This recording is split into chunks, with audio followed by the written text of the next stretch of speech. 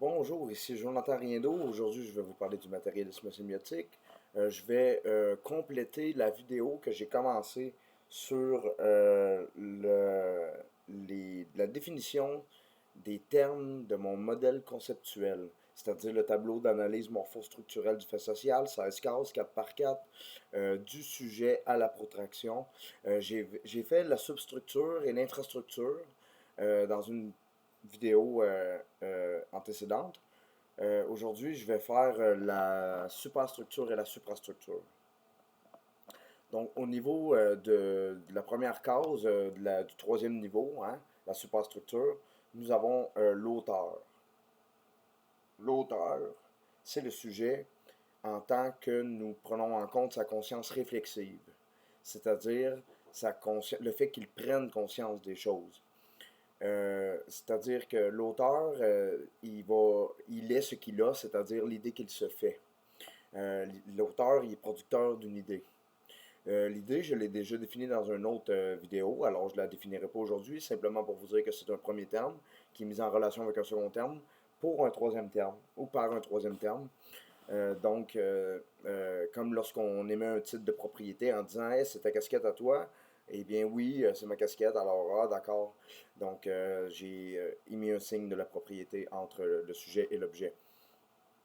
Donc l'auteur, c'est en tant qu'il parle, hein, c'est le sujet, en tant qu'il devient, il est à la fois sujet et acteur et auteur. Donc l'auteur, c'est un acteur en tant qu'il parle. Lorsqu'on se demande si quelqu'un est responsable de ses actes, on se demande s'il a été l'auteur. S'il est l'auteur au sens où il est capable de se faire une idée de l'acte, hein, l'idée étant la représentation abstraite et générale de l'objet, c'est-à-dire cette chose à laquelle nous pensons. Donc, l'idée, est-ce qu'il se fait une idée juste de l'objet? Est-ce que sa représentation de l'objet est adéquate à en rendre compte en pratique? Ensuite, euh, l'idée, l'auteur, c'est le sujet en tant qu'il produit des idées, c'est-à-dire des idées qui vont mener à la réflexion, soit par lui-même, puis qui va réfléchir aux idées qu'il a produites, soit la réflexion par d'autres sujets. C'est-à-dire qu'en ce moment, j'émets des idées, et ces idées-là vous apparaissent à l'esprit, et bien à ce moment-là, il y a réflexion, c'est-à-dire processus corporel de formation d'une idée, c'est-à-dire une sensation. Votre entendement a capté l'ensemble des informations, puis l'a envoyé à l'esprit qui lui capte quelque chose, un goût, une vue de l'esprit au loin ou quelque chose comme ça. Donc voilà pour ce qui est de l'auteur et de l'idée. La réflexion, c'est un mouvement d'aller-retour-aller entre le sujet et l'objet. Donc c'est la conscience de la conscience. Hein, vu que toute part de l'infrastructure monte à la superstructure, redescend à la substructure, remonte à l'infra, retourne à la super, ben là, ça fait deux fois qu'on arrive à la structure fondamentale de la conscience. Donc, c'est la conscience de la conscience. Donc, c'est une réflexion de la conscience. Hein, conscience de la conscience, il y a réflexion de la conscience. Donc, c'est un mouvement, non pas aller-retour du sujet sur lui-même, mais aller-retour, aller vers l'objet une fois de plus. Pourquoi? Parce que la conscience sait qu'elle est la conscience qui est consciente de l'objet. Le sujet, il sait que c'est lui qui pense l'objet. Donc, il retourne vers l'objet de sa pensée. Et puis, une réflexion, ça va se terminer par quoi? Ça va aboutir à quoi si c'est quelqu'un d'autre qui a... Dans le fond, si le signifiant, c'est pas le même, hein, c'est un autre sujet, eh bien, il y a contradiction.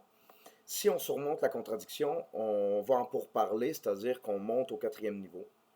Si on ne surmonte pas la contradiction, on retombe au premier niveau. Il y a séparation, abstraction de l'individu, isolement. L'individu seul retourne chez lui. Donc, ça, c'est la contradiction. Puis la contradiction, c'est quoi? Ou le pourparler, c'est mieux dit. C'est un croisement d'actions sensées de temporalités diverses. Hein? Donc, c'est une action euh, lancée et une action en cours de réalisation, c'est-à-dire que l'auteur va former sa pensée en même temps que l'interprète va laisser l'idée faire son chemin jusqu'à l'esprit. Donc l'interprète laisse l'idée faire son chemin jusqu'à son esprit, alors que l'auteur, lui, va donner forme à sa pensée. Donc nous avons action vers le haut et action vers le bas dans l'édifice de la société entre les niveaux. C'est une traction, donc une contradiction, en fait surmonter un pourparler, on parle pour parler. C'est là qu'on atteint le niveau de la pensée et de l'esprit et de la morale. Donc voilà pour la superstructure, le monde des idées, hein, ou la conscience pour soi, c'est-à-dire la conscience réflexive, le monde pour soi de la conscience réflexive. Ensuite, il y a l'interprète, hein, c'est le dernier avatar du sujet, sujet, acteur, auteur, interprète. L'interprète, lui, il va... pardonnez-moi, je vais prendre un petit peu de Pepsi pour revigorer mon esprit. Donc, l'esprit du sujet qui interprète va produire une pensée. Une pensée, c'est un ensemble d'idées organisées en vue de fins pratiques, auxquelles l'interprète va donner un sens. Donc, un ensemble d'idées tournées vers la pratique parce que penser, ça sert à agir. Puis quand le terme de la pensée est terminé, ben, nous planifions l'action. Lorsque nous montons dans l'édifice de la société et que nous atteignons la superstructure, nous réalisons, hein, l'auteur, il est aussi réalisateur. L'acteur, il est aussi metteur en scène. Sujet, il est aussi maquilleur puis décoreur. Tu sais, habilleur, c'est-à-dire. Puis l'interprète est aussi compositeur. Évidemment, auteur, compositeur, interprète, je reprends la fameuse expression bien connue. Donc, l'auteur, il va réaliser de deux manières différentes. Il va soit réaliser en tant que discours de l'action, c'est-à-dire qu'il va se faire une idée de ce qui s'est passé avant, ça c'est la réflexion. Mais lorsqu'on dépasse la réflexion puis qu'on va dans la pensée, bien qu'on retourne vers l'infrastructure, on repasse par la superstructure encore une fois parce que la superstructure, hein, où est-ce que l'État, la loi, le langage, le logique, le logos, etc., eh bien c'est le centre névralgique de la praxis transformatrice contemporaine en laquelle consiste la dialectique entre la pensée et l'action, c'est-à-dire l'épreuve de découverte lorsque le fait social est pleinement développé puis qu'il rentre en contradiction entre le mode de production et l'ordre social de la propriété. Il y a contradiction, il y a mouvement de va-et-vient successif. Donc, apprentissage tout le long de la vie, de l'esprit. Tout ça, ça correspond à la même phase dynamique qui est la troisième phase de la dynamique de départ du mouvement réel du fait social tel que nous pouvons l'observer dans l'édifice de la société. Donc, c'est juste pour vous dire que l'auteur, quand on est en mouvement ascendant, il réalise en schématisant l'action, hein, pour produire un concept, l'entendement produit un concept grâce à la sensation, il va l'envoyer à l'esprit, l'esprit le capte, etc. Il va l'interpréter en le resignifiant autrement, hein, l'esprit étant le produit d'une chaîne de signes qui s'en est rendu le maître d'œuvre. C'est un virtuose du signe. En fait, c'est le produit d'une chaîne de signes qui s'en est rendu le virtuose. Ouais, c'est ça. Donc, lorsqu'on est ascendant, ça schématise l'action. La réalisation par l'auteur est une schématisation. Et lorsqu'on descend pour aller retourner dans la seule action, avec sujet-acteur, ben, on repasse par la superstructure et là, on planifie l'action.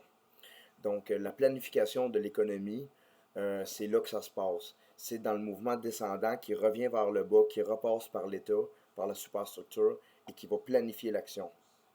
Donc, les gens posent des actions en infrastructure, ils prennent position dans la superstructure, dans le débat, hein, abat, combat, débat, puis pro-bas, trans-bas, bataille, tout court, je ne saurais dire. Peut-être que ça ne se rend pas jusqu'à la superstructure, mais tout ça pour dire que c'est ça, le monde des idées, c'est le débat, hein, plutôt que le combat. Le combat, c'est l'infrastructure, le débat, c'est la superstructure.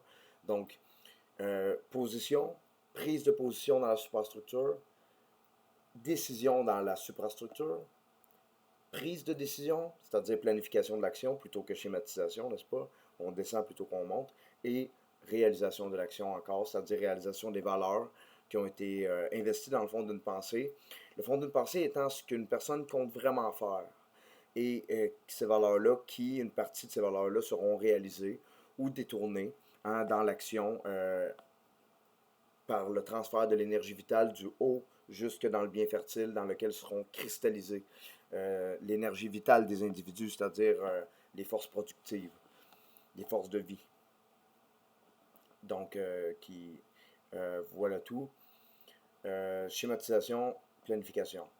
La suprastructure, c'est fait d'un esprit, c'est ça, d'un interprète, c'est-à-dire du sujet dans sa quintessence, c'est-à-dire le dernier avatar du sujet, c'est l'interprète. c'est celui qui donne un sens au fil de son histoire. L'histoire dont il est le maître d'œuvre. Chaque sujet étant le maître d'œuvre de son histoire en tant qu'acteur, auteur et interprète de cette histoire. Donc, qui va produire une pensée, c'est ce qu'il a, hein? L'interprète est la pensée qu'il a. On est ce qu'on a. Et puis, il va donner un sens à cette pensée-là en l'orientant vers une fin pratique, comme je le disais. Donc, interprète, pensée, sens. Et la protraction, ben, c'est une protraction, c'est une tirée vers l'avant.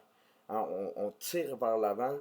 Pourquoi? Parce que l'interprète qui produit son œuvre, la vie s'empare de. La vie, c'est sa pensée, puis l'interprète, c'est son œuvre. Donc, si on avait à effectuer une protraction puis à expliquer c'est quoi l'attraction, hein, le croisement d'actions sensées de temporalités diverses, eh bien, ce serait une poussée vers l'avant de l'action, une projection de l'action, donc, euh, qui repousse la limite impensable entre la totalité de l'être et le néant, qui fait apparaître quelque chose de nouveau dans le monde, bref, ce qui advient. Tu sais, il y a ce qui. Ça aussi, je vais en faire une vidéo, tu sais. Tout ça pour dire que ce qui advient, ben, c'est ce qui est en train de se produire en ce moment dans le cours de l'action en train de se réaliser là, là. Donc, c'est le mouvement réel depuis le Big Bang. Le mouvement réel, c'est-à-dire ce présent perpétuel dans lequel nous vivons, ben, c'est le mouvement réel. Puis nous y avons accès dès que nous entrons en relation avec un autre individu. Donc, ce mouvement réel-là, ben, c'est un mouvement dans des mouvements, dans des mouvements. C'est un grand mouvement. La matière, c'est quoi? C'est des choses qui bougent. Là, puis les nomades, qu'est-ce qu'ils faisaient quand ils faisaient la chasse? Ben, ils poursuivaient la vie. Ils chassaient choses qui bougent. Bon, c'est une manière de parler. Euh, donc, la protraction, c'est ça, c'est de faire de sa vie une œuvre, hein? De faire de son art, faire son temps. Une vie, une œuvre, son art, son temps. Puis l'interprète, quand il interprète, ben, il va soit modifier les choses, soit les transformer. Quand on produit, on modifie les choses de la nature pour les rendre propres à un usage. Donc, nous les approprions en même temps de les produire. La production étant une traduction la propriété, je veux dire, étant une traduction de la production. Donc, mais le sujet révolutionnaire, lui, euh, quand il va entrer dans l'épreuve de la découverte, puis qu'il va faire une praxis transformatrice contemporaine, il va faire une dialectique entre la pensée et l'action pour que les bottines suivent les babines, raffermir l'unité entre la théorie et la pratique, n'est-ce pas, pour que la pensée, le mouvement de la pensée, ne soit jamais détaché du mouvement réel, du fait social, du réel, dans le fond, pour que la pensée soit collée au réel, pour qu'elle corresponde au réel et qu'elle ne s'en éloigne pas trop. Puis pour vérifier aussi ce qui a été subduit, hein, lors de la protraction, ben c'est une traction sociale intégrale. C'est tout l'édifice de la société qui est activé. Donc, nous avons une posture épistémologique hein, du sujet, objet, reflet, projet. Protraction, donc c'est l'ensemble des cases de l'édifice de la société, du moins en 2D, qui sont activées. Donc, c'est une manière comment est-ce que l'être humain dure? Ben, c'est par la pensée. Les êtres humains durent par la pensée et ils sont ce qu'ils pensent, jusque dans une certaine mesure. Non pas que je pense aux girafes puis je deviens une girafe ou des niaiseries de même. C'est juste que qu'est-ce que nous sommes sinon ce que nous pensons. Puis ce que nous pensons, c'est ce que nous savons. C'est fait du savoir. Le savoir, à sa forme primaire dans la substructure, c'est grâce au savoir que la pensée est pensée, tu sais, qu'elle est telle qu'elle est. Puis la pensée, je parle du substantif et non de l'activité de pensée. Donc, je parle du nom et la pensée, et non pas le fait de penser. Donc, il me reste une minute. J'ai pas défini tout à fait aussi opérationnellement, puis aussi de manière circonscrite, bien définie, bien délimitée, un objet réellement existant dans le monde. C'est vrai que j'ai fait des petites définitions. J'ai été avec les exceptions, en fait, de la définition de chacun des termes, des 8 termes que je vous ai parlé, de l'acteur à la protraction.